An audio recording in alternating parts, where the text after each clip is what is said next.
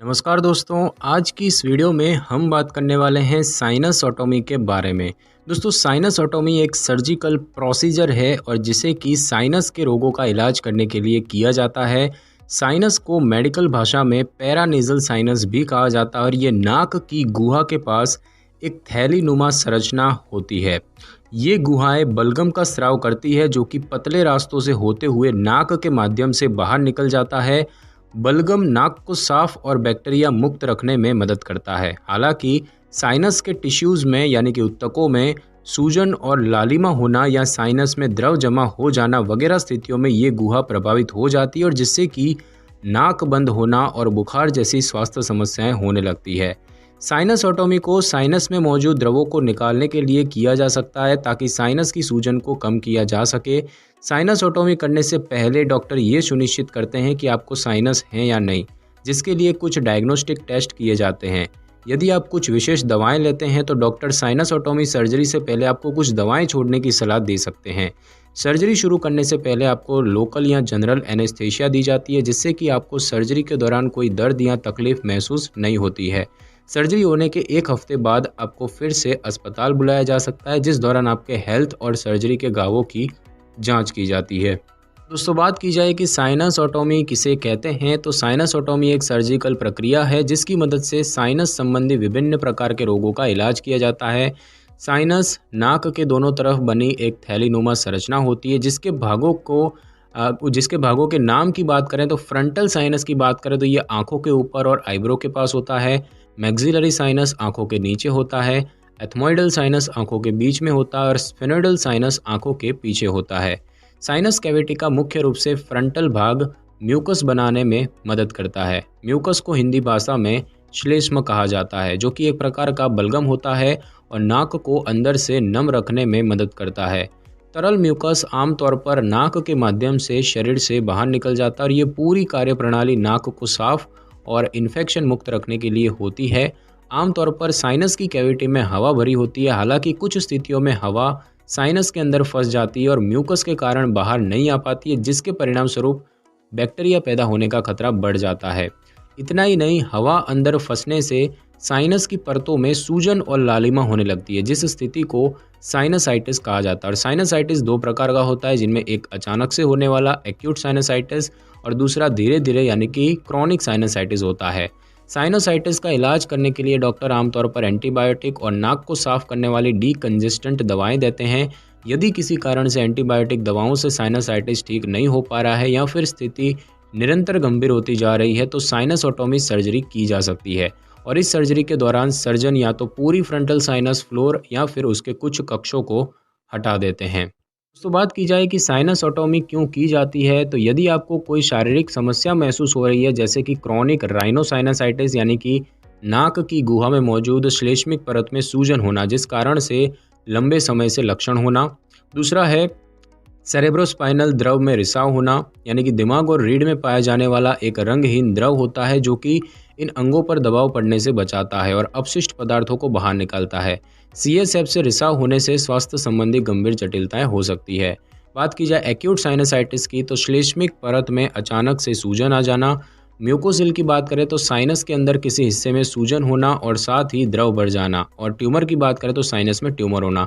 तो ऐसी परिस्थितियों में डॉक्टर ये सर्जरी करवाने की सलाह दे सकते हैं।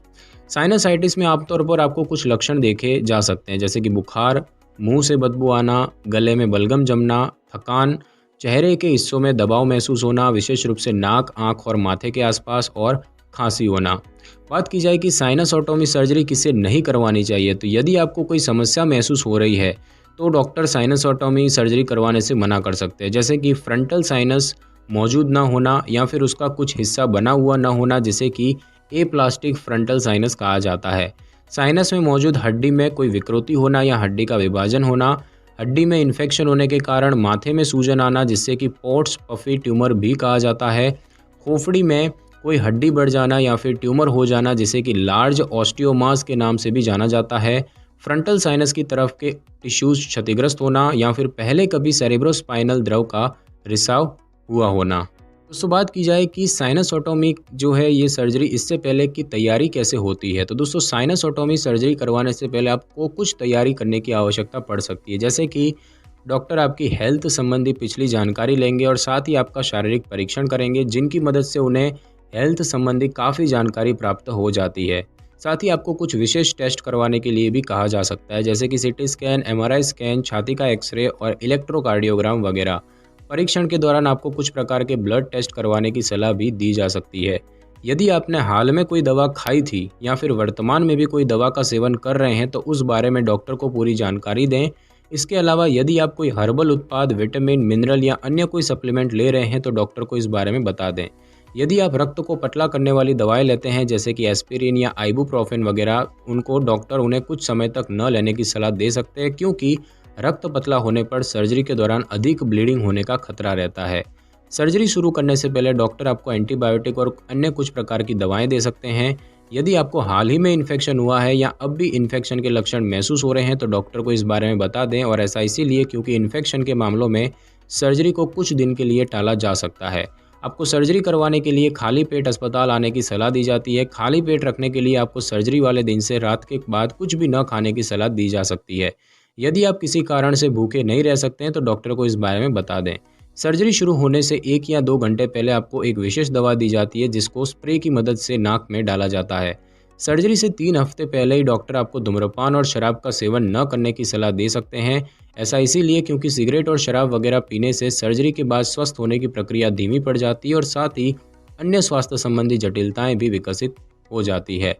अपने साथ किसी मित्र या सगे संबंधी को लाने की सलाह दी जाती है ताकि सर्जरी के बाद वे आपको घर ले जा सके, और सर्जरी से पहले आपको एक सहमति पत्र दिया जाएगा जिस पर हस्ताक्षर करके आप सर्जन को सर्जरी करने की अनुमति दे देते हैं।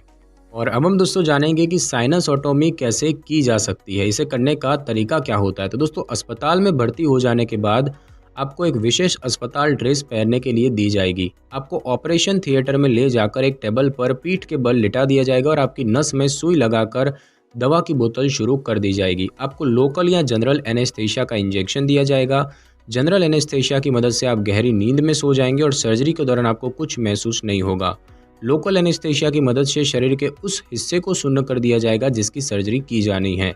साइनसोटॉमी सर्जरी को 2 अलग अलग तरीकों से किया जा सकता है, जिन्हें कि एक्सटर्नल साइनसोटॉमी और एंडोस्कोपिक साइनसोटॉमी के नाम से जाना जाता है। और इन सर्जिकल प्रक्रियाओं को करने के तरीकों की बात करें, सबसे पहले बात करेंगे एक्सटर्नल साइनसोटॉमी की। तो इसे ओपन साइनसोटॉमी भी कहा जा सकता है। और एक्सटर्नल साइनसोटॉमी को करने के लिए सर्जन कई अलग अलग तरीकों का इस्तेमाल करते हैं, जैसे कि ट्रेफिनेशन और फ्रंटल साइनस ऑब्लिटरेशन। इसके तरीके की बात करें, ट्रेफिनेशन प्रोसीजर की बात करें तो सर्जन आपकी भौं यानी कि आईब्रो के ऊपर एक चीरा लगाएंगे और इसके बाद विशेष उपकरणों की मदद से साइनस गुहा तक पहुंचकर उसमें छिद्र बनाया जाएगा और जमा हुए द्रव को निकाल दिया जाएगा। इसके बाद छिद्र में से एक ट्यूब लगा दी जाती है ताकि बचे हुए द्रव को सर्जरी के बाद निकाला जा सके। ट्यूब लगाने के बाद चीरे वाले स्थान को टाँके लगाकर बंद कर दिया जाता है और ट्यूब को भी टाँकों की मदद से स्थिर बना दिया जाता है। हालांकि जब आपकी नाक के माध्यम से ही पर्याप्त रूप से साइनस के द्रव निकलने लग जाए तो ट्यूब को निकाल दिया जाता है। बात की जाए फ्रंटल साइनस ऑब्लिटरेशन प्रोसीजर की, तो इसमें सर्जन सिर के सामने वाले हिस्से में एक चीरा लगाते हैं जिसे कि कोरोनल चीरा कहते हैं। इसके बाद विशेष नुकीले उपकरणों की मदद से साइनस तक पहुंचा जाता है और साइनस के प्रभावित ऊतकों को काट कर निकाल दिया जाता है। सर्जन नाक के माध्यम से ही साइनस में फंसे हुए द्रव को निकाल देते हैं और फिर उसकी जगह नरम ऊतक भर देते हैं। साइनस के आसपास की हड्डी में एक विशेष तार या प्लेट लगा दी जाती है और फिर टाँकों की मदद से धीरे उसको चीरे को बंद कर दिया जाता है। बात की जाए एंडोस्कोपिक साइनसोटॉमी की, तो इस प्रक्रिया में नाक के अंदरूनी हिस्से की जांच करने के लिए एंडोस्कोप नामक उपकरण का इस्तेमाल किया जाता है और इस सर्जरी को करने के लिए कुछ स्टेप किए जा सकते हैं, जैसे कि सर्जन सबसे पहले नाक के माध्यम से साइनस में एंडोस्कोप उपकरण को डालते हैं। धीरे धीरे करके एंडोस्कोप को क्षतिग्रस्त भाग तक पहुंचाया जाता है और फिर उस हिस्से को काट कर हटा दिया जाता है जो कि बढ़ी हुई हड्डी या फिर क्षतिग्रस्त ऊतक हो सकते हैं। साइनस में कैथेटर लगा दिया जाता है ताकि साइनस में फंसने वाला द्रव समय समय पर निकलने लगे। कैथेटर की मदद से साइनस में एंटीबायोटिक दवाएं भी डाली जाती है ताकि इन्फेक्शन होने से बचाव किया जा सके और इस प्रक्रिया को पूरा होने में 30 से 90 मिनट का समय लगता है। जब आप नाक से साइनस के द्रव निकलना शुरू कर देते हैं तो कैथेटर को निकाल दिया जाता है और सर्जरी के बाद आपको 1 दिन के लिए अस्पताल में भर्ती रहना पड़ सकता है। और अब हम दोस्तों जानेंगे कि साइनसॉटोमी के बाद की क्या तैयारियां होती हैं। तो सर्जरी के बाद आपको घर पर कुछ तरीकों से अपनी देखभाल करने की सलाह दी जाती है। जैसे कि दवाओं की बात करें तो सर्जरी के बाद डॉक्टर कम से कम 5 दिनों के लिए आपको एंटीबायोटिक दवाएं देंगे, जो कि बैक्टीरियल इन्फेक्शन से बचाती है। दर्द को कम करने के लिए भी आपको पेन किलर दवाएं दी जा सकती है। सर्जरी के बाद आपको 7 से 10 दिनों तक ब्लड थिनर दवाएं जैसे कि एस्पिरिन न लेने की सलाह दी जाती है। डॉक्टर आपको रोजाना 2 बार अपनी नाक धोने की सलाह देते हैं। डॉक्टर नाक धोने के सही तरीका भी आपको सिखा सकते हैं। गतिविधियों की बात करें तो सर्जरी के बाद कम से कम 10 दिनों तक आपको कोई भी भारी वस्तु उठाने से मना किया जाता है। साथ ही आगे की ओर झुकना और जोर लगाना या अधिक मेहनत वाली कोई शारीरिक गतिविधि करने से भी मना किया जाता है। डॉक्टर आपको छींक या खांसी को रोकने की बजाय मुंह से छींकने और खांसने का सुझाव देते हैं। आपको नाक में उंगलियां अन्य कोई वस्तु डालने से भी मना किया जाता है। यात्राओं की बात करें तो आपको सर्जरी के बाद 3 से 5 दिनों तक कोई भी यात्रा करने से मना किया जाता है। हालांकि यदि आपको आपात स्थिति में कहीं जाना है तो डॉक्टर से इस बारे में बात कर लेनी चाहिए।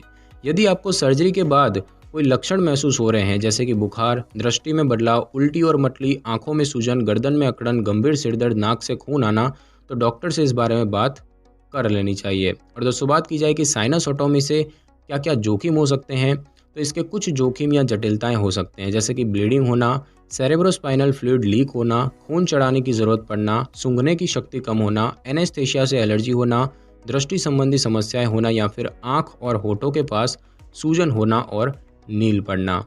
तो दोस्तों आज की इस वीडियो में बस इतना ही। अगर आपको मेरी ये वीडियो और जानकारी अच्छी लगी हो तो वीडियो को लाइक और शेयर कर दीजिए और कमेंट करना बिल्कुल भी ना भूलें। और अगर आप हमारे चैनल पर नए हैं तो चैनल को कर लें सब्सक्राइब और बेल आइकन के बटन को ज़रूर क्लिक कर लें ताकि मेरी नई वीडियो की नोटिफिकेशन सबसे पहले आपको मिल सके। Thanks for your time.